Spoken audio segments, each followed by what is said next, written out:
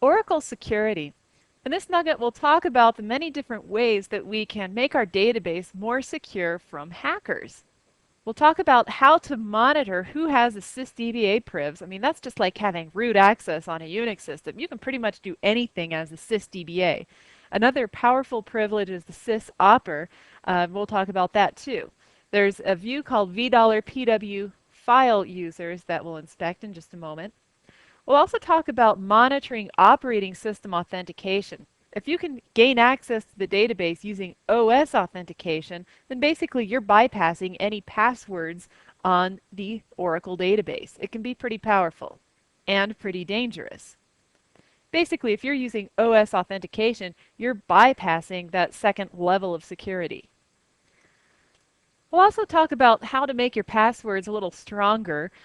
Oracle comes bundled with some default usernames and passwords. You immediately want to change those. We'll talk about strong password rules through our profiles, as well as some third-party password vault products that you can use.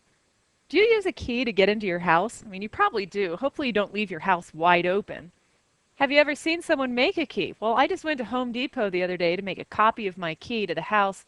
The guy who was making the key for me put it through this little machine and gave my key a unique code, if you will. So there's probably not another key just like that, at least in my neighborhood. Well, you want to do the same kind of thing with your passwords. You don't want your passwords to be, really weak. For example, if your username is HR, you don't want your password to be HR. That's not really unique. You'd be surprised to see how many people use their dog's name as their password. That's considered a pretty bad idea as well. So we want to stick with strong passwords, unusual ones that are hard to hack. We'll take a look at privileges, which tables and views users have access to, as well as system privileges, such as, being able to create tables, execute packages, and so on.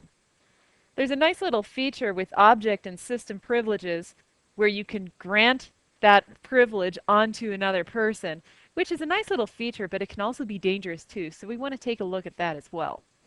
We'll look at security on the operating system level, and I'll show you how to register for security updates, not only through Oracle, but also on your operating system.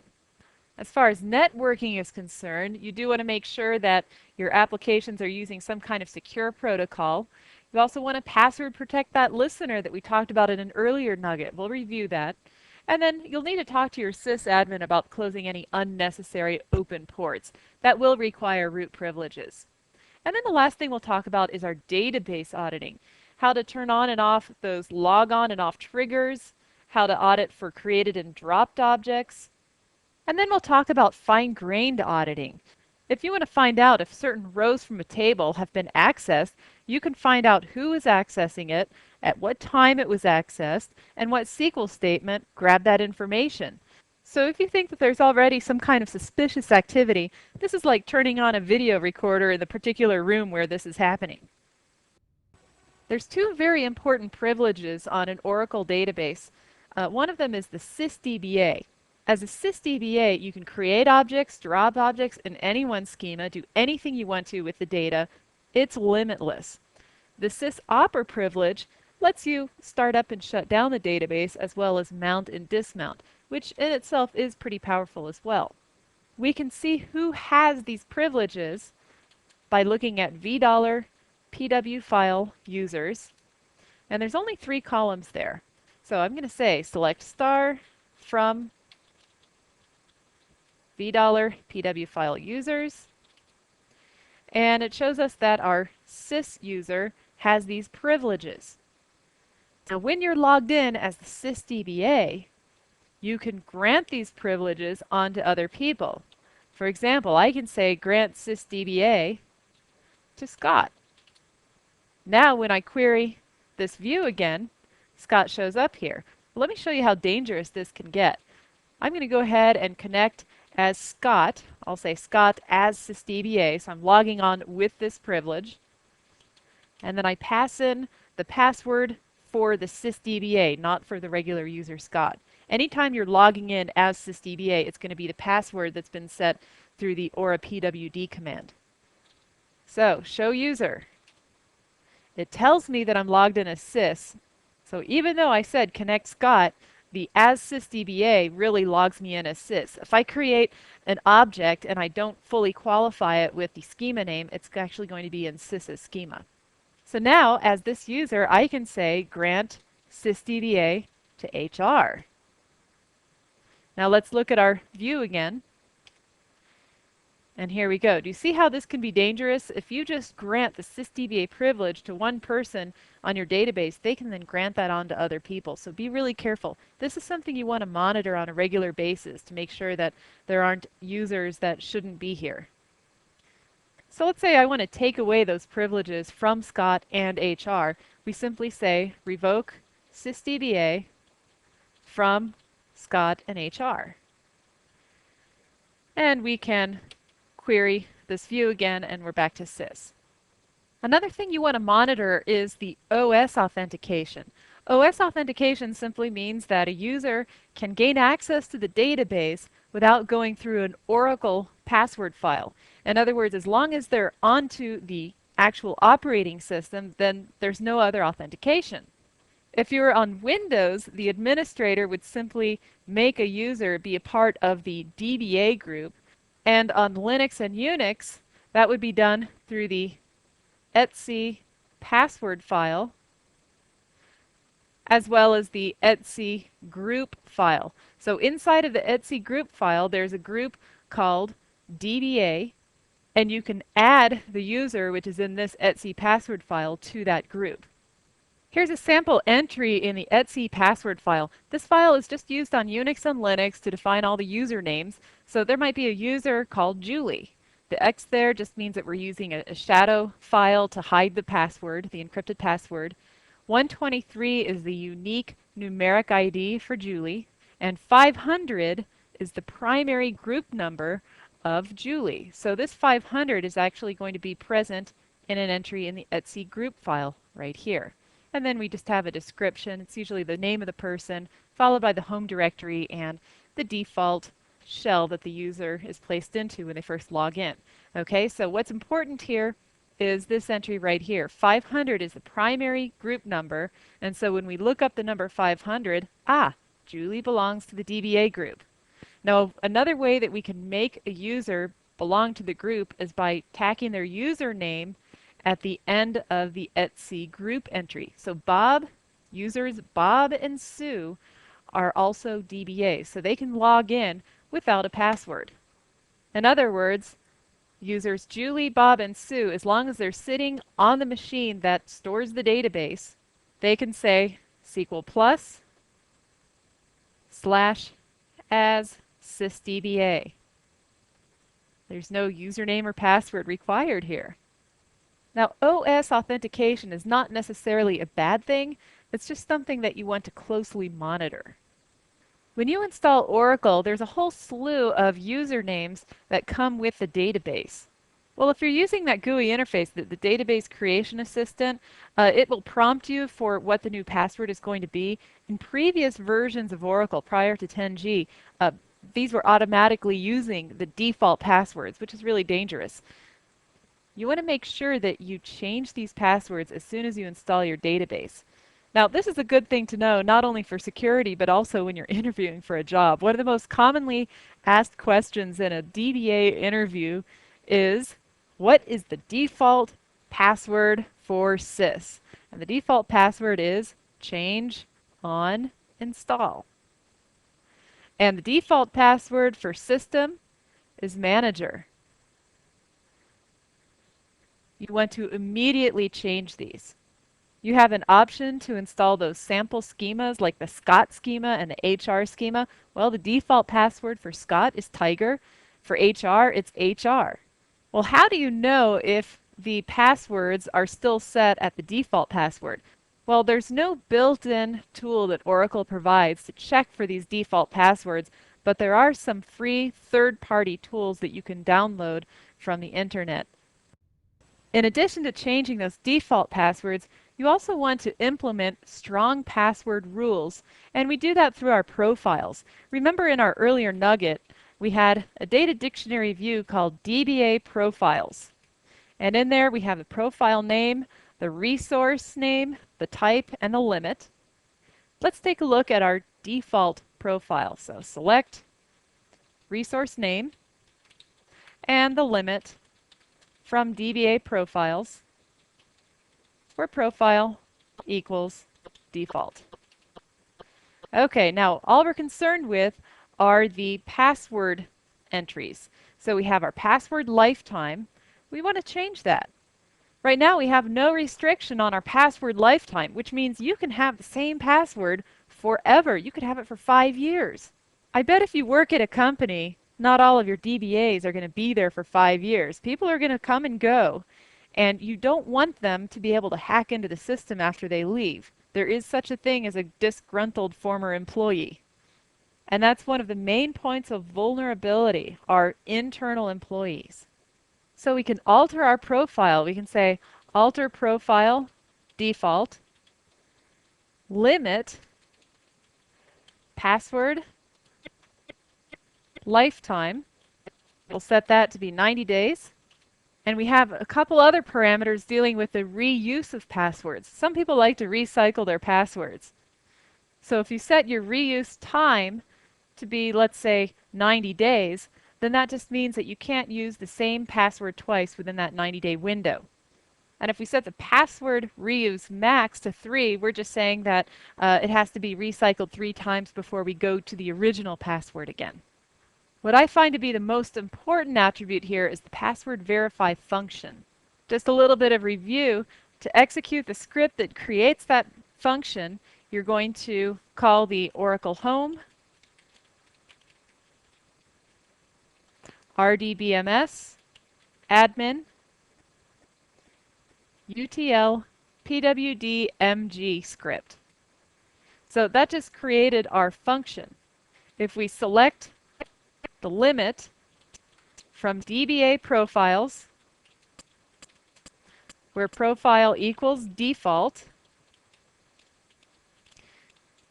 and resource name equals password verify function, you'll see now that the limit is no longer null. It is now the verify function.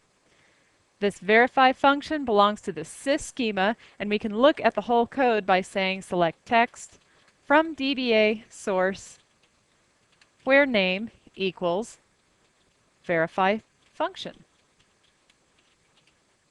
Okay? Now remember, we looked at the details of this in an earlier nugget. I'm just reminding you of where to find this and how to modify it. So now we can test that our passwords indeed must be strong. So let's do a create user JJ identified by JJ. And it fails because our password verification function got called. There's one more thing I'd like to say about passwords, and that's if you have a lot of different databases, for example, if you've got 200 databases, wouldn't it make sense to keep the sysdba password the same on all of them so you don't get confused? It's kind of like owning a bunch of rental units. If you own 200 apartments, wouldn't you have one master key that works on each one of those? So there are some third-party tools out there. For example, there's a tool called Password Vault, which is a centralized repository for all your passwords, and it allows fine-grained access to the various passwords as well as version management. Or if you prefer to use an Excel spreadsheet, you can do that. Just make sure that whatever tool that you use is password protected itself. Let's talk about privileges. We have object and system privileges, and with these you can also pass on the privilege that you were granted. For example, if I'm logged in as a sysdba and I grant the create table system privilege to Scott with the admin option, that means that Scott can go along later and grant that same privilege to someone else. Let me show you what I mean. I'm logged in as the sysdba right now, and I'm going to say grant create table to Scott with admin option. So he can pass this along to someone else. Now I can log in as Scott. What you're seeing here is just a warning about the password expiring in 10 days. That's a function of my profile. And now I can grant that privilege onto someone else. For example, to HR. And I can also say with admin option or just grant it like that. So now I'm going to log back in as the sysdba.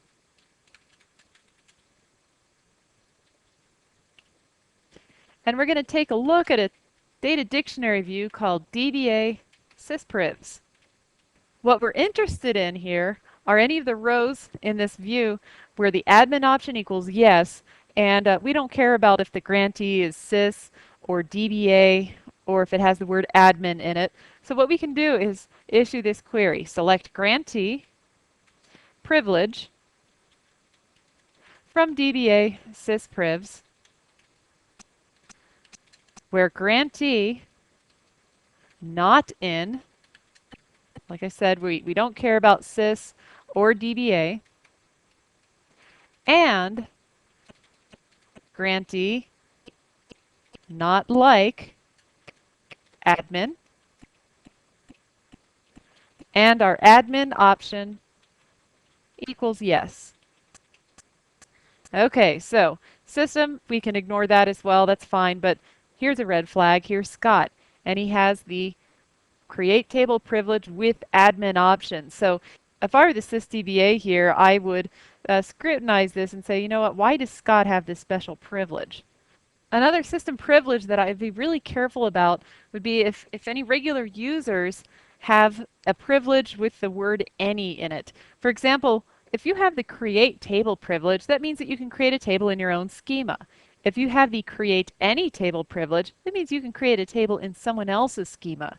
This can get really dangerous. For example, we have a execute any procedure privilege.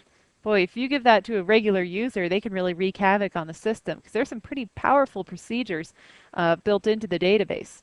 So let's modify our query here a little bit. Just pull up our editor. We aren't too concerned with the admin option, but we are concerned with the privilege. So we can say, and privilege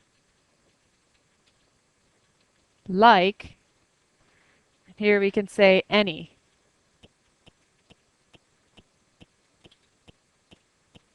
And we get a lot of stuff scrolling through. Okay, so 91 rows selected.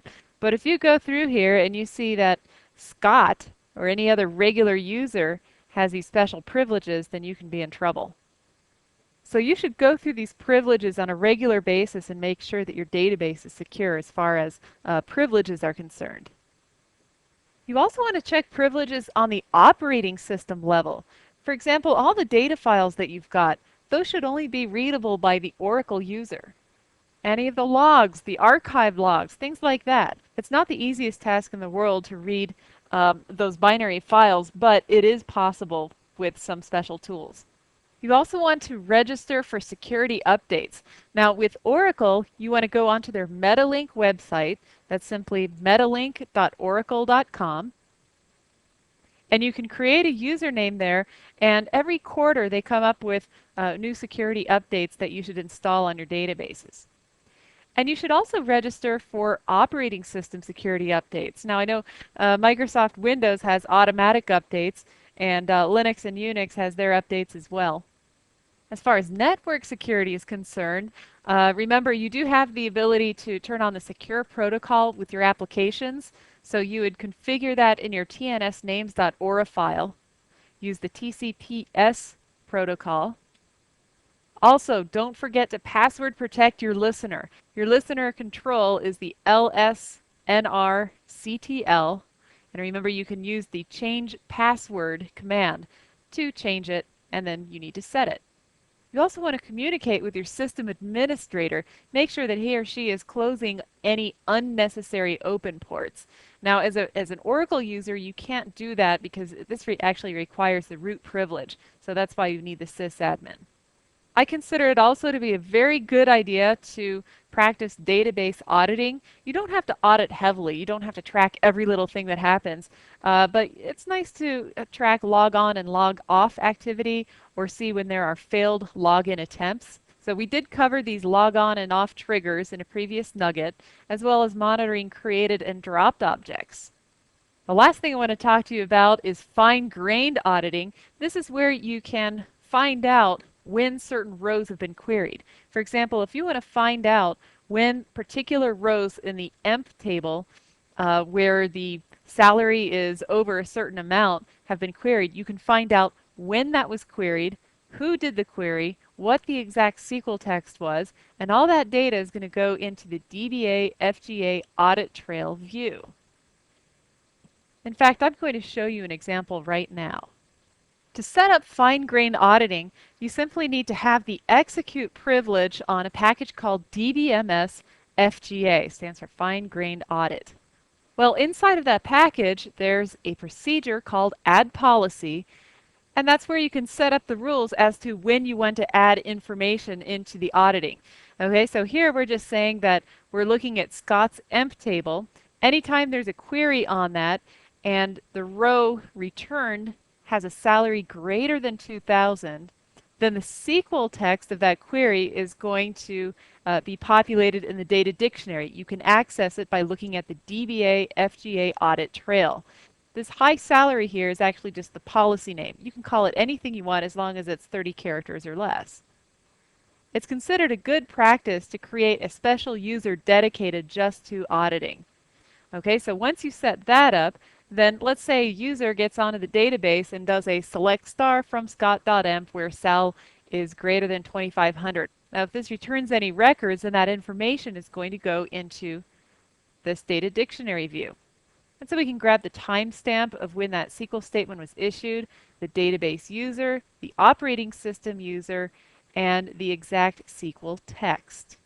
If you want to drop the policy that you created, it's pretty easy to do that. You just call the drop policy procedure, pass in once again the owner of the object that you're auditing, the object name, and then the policy name. Likewise, there's a procedure called enable policy and disable policy. So you're keeping the definition there, you're just flipping the switch, you're turning it on and off. Let's review what we've learned in this nugget. We first of all covered our sysdba privs and found out who has that privilege by viewing the $pw file users view. We monitored OS authentication by looking at the etc password and etc group files on Unix and Linux. Remember, on Windows, you create those users inside the groups by going to your control panel. Then we talked about our passwords. Your database comes with default usernames and passwords. The sys user comes with a change on install password. System comes with a manager password. Make sure to immediately change those. Also make sure your profiles have strong passwords. In other words, make sure they're not obvious names. Make sure they're not the same name as your username. And it's a good idea to have a combination of letters and digits. And do some research on tools to manage your passwords, such as Password Vault or an Excel spreadsheet, something to help manage it a little bit easier.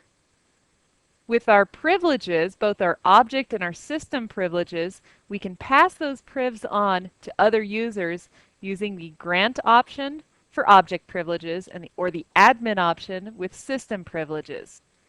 And once again, be really careful with those system privileges, because if you give the admin option to someone else, they can pass it on and on and on. So it can be a big open can of worms.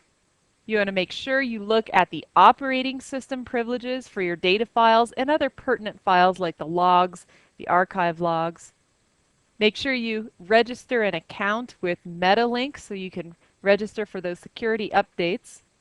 And also talk to your system administrator about your network security. Close any of those unnecessary open ports, and make sure that you password protect your listener. Remember, lsnrctl is the OS command to launch your listener control, and that's where you can change the password. If you're not sure what commands are available to you, just type in help. And then the last thing we covered were database auditing. Now, the triggers were covered in a previous nugget. But we did cover fine-grained auditing, and you can turn this on and off by dealing with your DBMS FGA package. Make sure that you have the execute privilege to use this package. I hope this has been informative for you, and I'd like to thank you for viewing.